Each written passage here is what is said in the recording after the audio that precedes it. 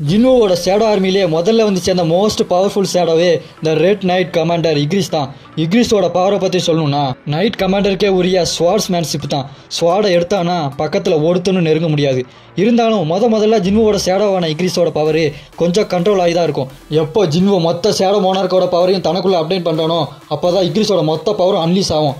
அப்போ மற்ற மோனார்க்கெலாம் இக்ரிஸை பார்த்தே கொல்ல நடுங்குவானுங்க. அந்த அளவுக்கு இருக்கும் இக்ரிஸோட பவர்லாம். அடுத்து நம்ம லிஸ்ட்டில் வர ஷேடோ அயன் ஷேடோ. இதோட தன்மையை சுட்டி குழந்தை மாதிரி விளாண்டுட்டே இருக்கிறது தான் அதோட விளையாட்டு. அதுக்கு வர எனிமி எல்லாத்தையும் தூக்கி போட்டு மிதிக்கிறது தான் இதோட விளையாட்டு. இது மனுஷனாக இருக்கும்போது மற்றவங்களால விரும்பத்தகாத மனுஷனாக தான் இருந்திருப்பான். எப்போ ஜின்வோ இவனை கொஞ்சம் கூட ஈவி இறக்கம் பார்க்காம போட்டு தள்ளிட்டு அவனை ஷேடோவா எழுந்ததுக்கு அப்புறம் அந்த அயன் கேரக்டர் எல்லாத்துக்குமே பிடிச்ச ஒரு ஃபன்னான கேரக்டராக மாறிடுச்சு. சண்டை போடும்போதும் சரி, சண்டை முடிஞ்சதுக்கு அப்புறமும் சரி, அந்த டிராகனை கொண்டு வந்து ஷேடோவா எழுப்பதுக்கு சொன்னதும் சரி, இந்த மாதிரி ஃபன்னான எலிமெண்ட்லாம் இந்த அயன் ஷேடோ கிட்ட மட்டும்தான் இருக்கும்.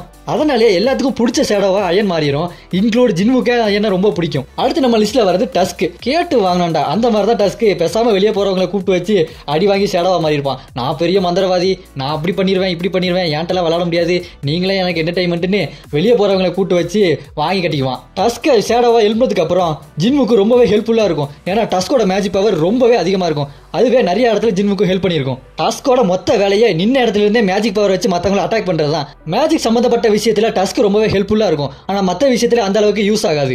அடுத்து நம்ம லிஸ்ட்ல வர ஷேடோ வேற யாரு, பெரு தான். பெரு ஜின்வோட ஷேடோ ஆர்மியில் சேர்ந்ததுக்கு அப்புறம் ஊர்ல உள்ள மொத்த எஸ்ராங் பவரும் ஒரு மேட்டரே இல்லாத மாதிரி அவனோட ஷேடோ ஆர்மியே வேற லெவலில் பவரா இருக்கும். பெருவோட ஸ்ட்ரென்த்தை பத்தி சொல்லணும்னா அதோட ஸ்பீடு, அதோட பவர், அதோட பாய்சனான நாக்கு, அது யார் சாப்பிடுதோ அவங்களோட பவரே அதை எடுத்துக்கும். அதுக்கிட்ட ஹீலிங் பவரும் இருக்கும். அது மட்டும் இல்லாம ஷேடோவிலே இதுதான் முதல்ல பேசுற ஷேடோவா மாறும். அந்த அளவுக்கு அதோட பவர் ஹையாவே இருக்கும். அடுத்து நம்ம லிஸ்ட்ல வர போற ஷேடோட பேரு பெல்லியன். இதோட பவர் ஸ்ட்ரென்த் எல்லாம் விடுங்க, இதோட என்ட்ரியே வேற லெவலில் இருக்கும். இது அப்சல்யூட் சினிமா தான். இது சோலோ லெவலிங்ல ஃபைனல் சாப்டர்ல தான் வரும். இது ஸ்பாய்லர் தான். ஜின்வோ மொத்த ஷேடோ மோனார்க்கோட பவரை அப்சர்வ் பண்ணதுக்கு அப்புறம் ஒரு பெரிய போர்ட்டல்ல இருந்து எல்லா ஆர்மியும் வெளியே வரும். அதை அட்டாக் தான் பண்ண போகுதுன்னு எல்லாரும் ரெடியா இருக்க, ஜின்வோ நிப்பாட்டுங்க அப்படின்னு சொல்ல பெல்லியன் வந்து நிப்பான். பின்னாடி லட்சக்கணக்கான ஷேடோஸ் எல்லாம் வந்து நிற்கும். பெல்லியன் அப்படியே முன்னாடி வந்து பாகுபலி முன்னாடி கட்டப்பா முட்டி போட்டு நிக்கிற மாதிரியே ஜின்வோ முன்னாடி முட்டி போட்டு அரசே ஆணையிடுங்கன்ற மாதிரி முட்டி போடுவான் பாருங்க. அந்த சீனே மாசா இருக்கும். பெல்லியனை பற்றி சொல்லணும்னா பெல்லியன் தான் ஒரிஜினல் ஷேடோ மோனார்க், ஆஸ்மானோட ஃபர்ஸ்ட் கமாண்டர். இவனோட பவர் வேற லெவலில் இருக்கும். ஒரு சீனில் பேர் வந்து நான் தாண்டா ஜின்வுக்கு ஃபர்ஸ்ட் கமாண்டர், நீயா நானான்னு மோதி பார்க்கலாம், ஒத்தைக்கு வாடான்னு பெல்லியனை கூப்பிட பெல்லியனை அவன் ஸ்வாடை எடுத்துட்டு சண்டைக்கு ரெடி ஆவான்.